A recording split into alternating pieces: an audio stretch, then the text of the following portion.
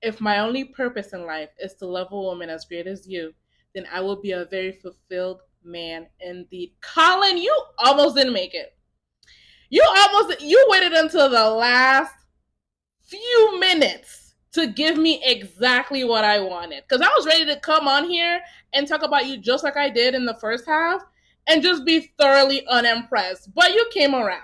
All right, let's talk about Penelope. Penelope's blooming this season was perfectly done. No notes. No notes from me. It was perfectly done.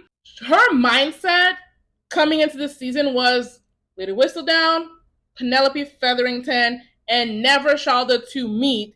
And over the course of the season, of course, like the world started merging until finally she had to stand up in it, stand up in herself, stand up in her talents and her capabilities. Colin, to be honest with you, I feel had a very small part to play because Colin's part was just so focused on landing a husband.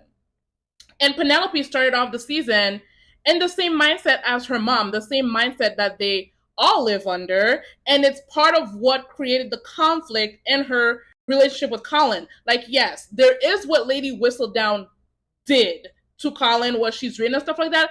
But Penelope, as much as she's carved out her own business, also lives in the society where like power resides with the man. Even though she's carved out her own lane, she still has that mindset, which is exactly why when she needed to escape her mom's house, she her only thought was to do it under the cover of a husband, of a man. She didn't think, oh, let me go talk to Madame de la Croix and find out, like, how does she do this? She did not want to be cast out. She did not want to be thought of as a spinster. She needed the cover of a man, and that was her only plan. Not to use her funds, that was her only plan. So she defies what she's been taught about where power resides, even where power resides. Even though she said to Eloise, like, Lady Whistledown is power, they're saying it, there's believing it, and then there's living it and standing 10 toes down.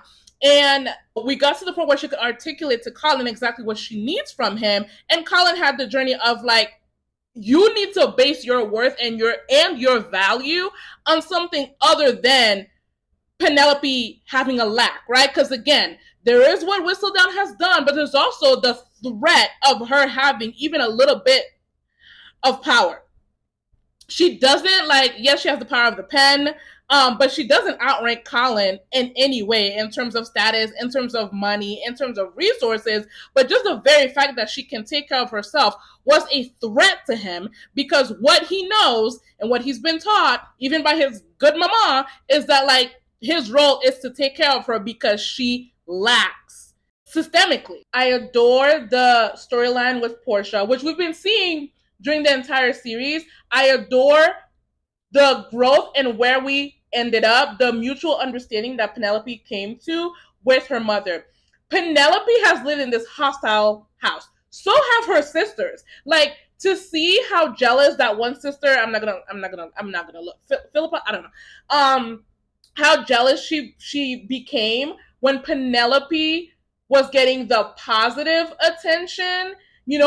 Portia spent the entire series just picking at these girls about being good enough to attract the attention of a man. And when Penelope got engaged to Colin, first Portia did her thing of like tearing her down, subbing her and all that stuff. But then Penelope's value rose in Portia's eyes because she was validated by this high value man that is Colin Bridgerton. And that was sad. Even though you see that Penelope was happy to finally have her mom's approval, the way she had the approval, the reason why she had the approval was super sad. And then they have the discussion of like, we're both a little bit cutthroat, trying to secure our place in society, like trying to get that validation. Penelope was seeking it through. And I love the admission of like, she was in the shadows writing about these people and not taking into account that, yes, they're messy as hell, but it also takes a certain kind of bravery to be away from those walls, to be in the middle of the dance floor, to be seen. Like, there is risk and bravery that comes with being seen, not just like, oh, these people are so shallow and look what all they have going on. And again, because Penelope is a product and a victim and triumphant all at the same time over her society. She has that moment where she's gonna give up what she's worked for a man. Yeah, safety, whatever. But then once Cressida, starts taking credit and is being acknowledged as Lady Whistledown, she can't take it because ultimately that personal accomplishment means so much to her. The validation that she has given herself, that she has earned, that she has fought for and maintained is so much more important than hiding out to protect herself. So just like by mid-season's end, I think, when she, after she excoriated herself in the papers, she's back in the same position where chips are down and it's her move. What is she going to do? How is she going to take it? And she decides that the truth is the best case scenario, exposure is the best, and so she reveals herself to the queen. And prior to that, when she tells Colin, like, what I need is for you to hold me, to kiss me, like, it's all these things that, like, I can't necessarily give to myself. Again, like, Colin learning that your value should not and does not lie, and me, having a boot on my neck due to my gender. So Penelope gets everything that she wants in the end. She gets her man, she gets her mom, she saves her family, she gives her sisters with this amazing party.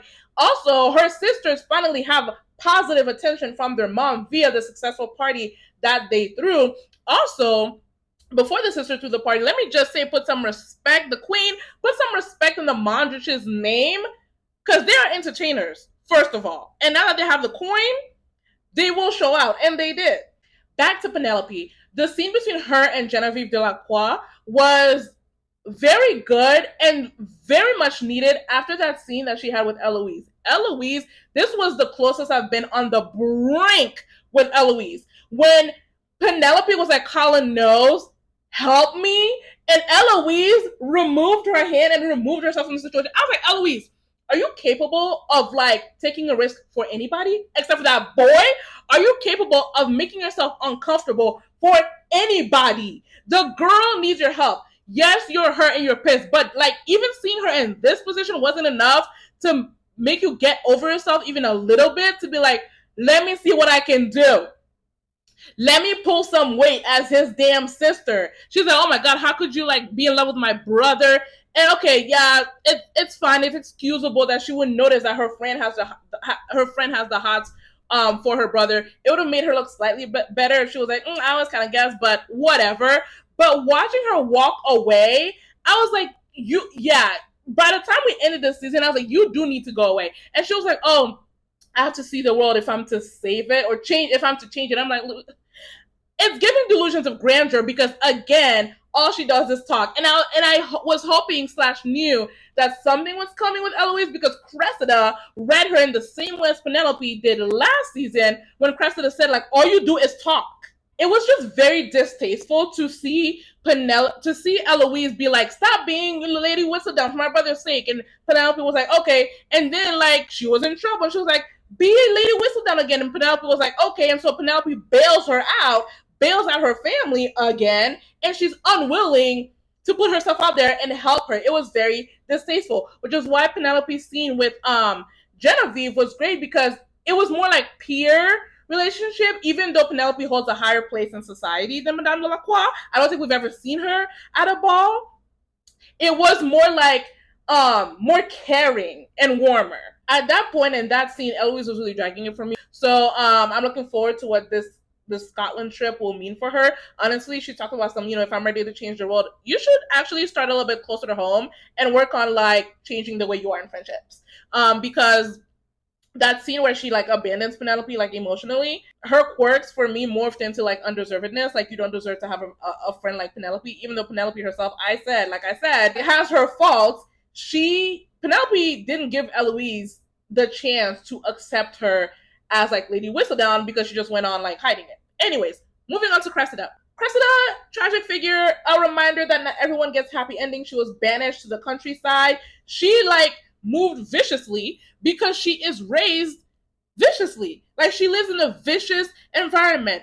Portia had a great line where she says, top 3 lines of the season, when she says, How was I to know how to raise daughters when all my life I was taught that power comes from a man? Cressida's mom has like the second best line of the season, if not the best, when she says, in this world, it is every person for themselves, especially among women. So it's a damn miracle that Cressida even attempted to actually be friends with Eloise. But like, she did what she had to do. She was scrambling and fighting for her life. Her mom helped her a little bit, but in the end, the mom is willing to throw her under a bus and back up over her because even her mother is putting herself first.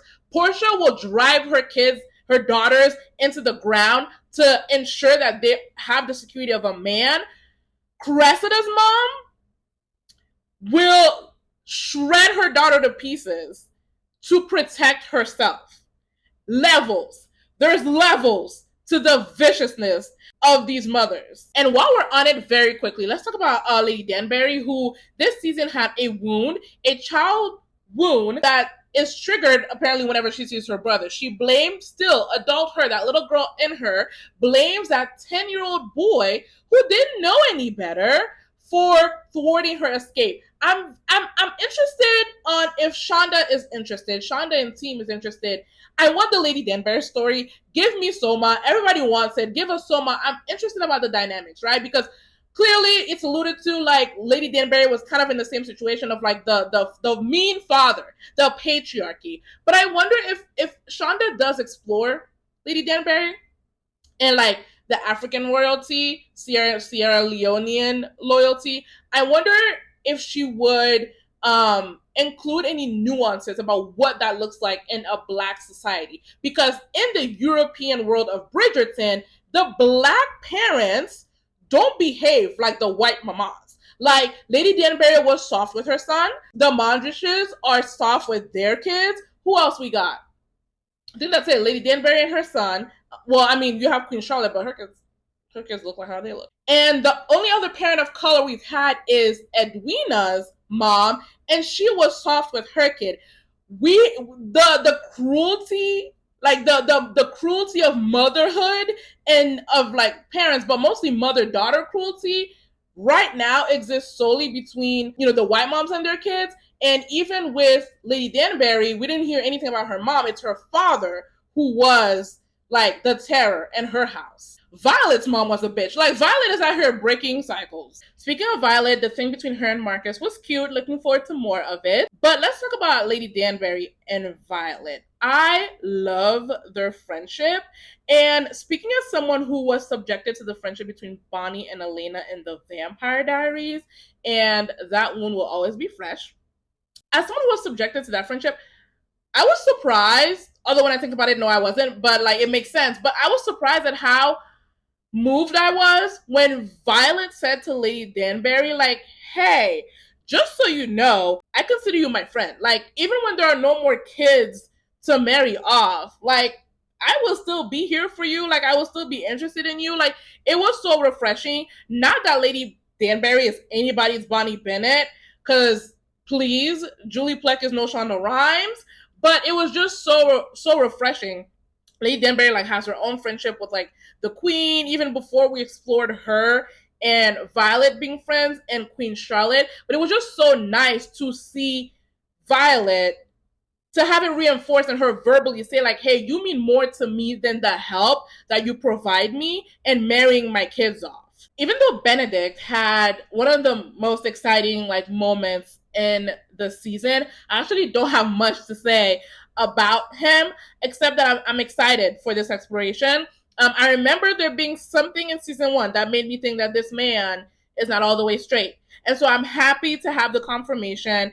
I love this door being open for him. I love Lady Tilly, like, giving him permission to explore this and giving him encouragement to explore this. I'm happy that he got to experience this with her and whatever the man's name is. I did feel a type of way when she told him like, oh, merriment has its limits, or it grows tiresome after a while. It's like, okay, but he just got here with this version of merriment. I felt for Benedict because like he is raised in proper society, like homogenous, like at that level, there's homogeneity. Like homogeneity is required. That's what they told the Mondriches. I forgot to say that I really loved Lady Danbury taking the Mondriches under her wing. I'm thinking back to young Agatha and just imagining how happy she is to have this new black couple rise into this level of society. So I love seeing that. But homogeneity is everything. Normativity is everything. Whether Benedict has ever questioned it or not, and I'm sure he has not. And now, not now, but like he's had these feelings, and now he's explored this, and like how is he going to reconcile the two within himself when he's showing up proper and approved at balls and stuff like that. Meanwhile, he's let me just not even make that joke. But I'm excited to see that. I am curious as to how Lady Whistledown will show up going forward. Like, how scandalous will the scandals be? Is she gonna pull punches? What will that look like? If you're wondering about my thoughts regarding Francesca, take me to Scotland now. Follow that carriage. Bump Benedict, because like I was so like invested in him being next. No, take me to Scotland. I want to see what Francesca's up to in her wing of the castle. Yeah, she kissed that man at the wedding, and I was like, she had a look on her face, and I was like, what is that? And I just let it go. I'm like, well, maybe it's the shyness that overtook her. And then she met Michaela. And I was like, oh. Because I'm thinking what happened with the kiss is that, because I realized after the series was over that, like, they're the only couple that kissed at the altar. Everybody else kissed before the altar. But they kissed at the altar. And Francesca realized when she kissed that man that, like, he calms my nervous system. It feels good to be with him, but this physical thing, it's not there. And I don't know if she realized that, like, him calming her nervous system, making her feel good, like, I don't know if she realizes yet that it's not everything, but there was a definite, like, oh, when she kissed him. And it wasn't a happy oh. It was a, this isn't what I assumed it would be based on how well we get along when not kissing, when sitting quietly. And Michaela, she's a chatter. She's a chatter. She looked like she would be mixing it up at the ball. So I'm super excited for that dynamic. Why did I ever doubt Violet? Violet said Francesca needs someone who is going to like bring her out of her shell. And she did come out of her shell. Because, you know, that's the thing. Some good things happened between her and John. For both of them. They became bolder, right? John asked her to dance, and she actually spoke up to the queen herself instead of hiding behind her mom. And she did a great job. And I'm sure for Francesca, the way she fell back after she made her announcement to the queen, like, I'm sure for Francesca, she felt like she was yelling at the queen at the top of her lungs. So, like, she came out of her shell a little bit. And the thing she said to Violet was, like, correct. I was like, yeah. When she said, you know, not every love story has to be, like, hard fought. She said not every love story has to include struggle. Okay? And that was a nice thing about her and John. I so confidently said that, like, you know, Violet wasn't giving us much. I said that in my review of the first half. She wasn't giving us much, but that's okay because it's not her season to give. It's always the quiet ones because she came out the cut in the end there with her girlfriend forgot her name when she saw Michaela. It's so very interesting because Francesca is mature. I think Violet said that herself, that, you know, she's so mature. She comes off to me, and I'm sure to so many people, as like knowing herself. Like, you know, she has some things to learn, life lessons. She's still young, but as knowing herself and being secure about where she's coming from. Although she does say that, like, you know, she's excited to go to Scotland because she wants to finally, like, hear her voice after living in that loud-ass house. And it's so interesting that her sense of self, her sense of, I don't know, what is coming up in her life has been thrown off kilter by Michaela's arrival. And considering Francesca's disposition, I'm interested in how she will navigate not just her feelings for Michaela, vis-a-vis her feelings for John and stuff like that, but her feelings for a woman. Bring it on. Overall, I enjoyed this season. This was really good. This was a very strong season, I feel, and I'm looking forward to season 4, which is 2 years out, which is insane, but take your time. Take your time, because I read one of the showrunners saying that like it takes time, like writing the story, getting it dubbed in other languages, blah blah. Take your time, quality over quantity. I never want you to speed. Take your time. I will come back when you come back.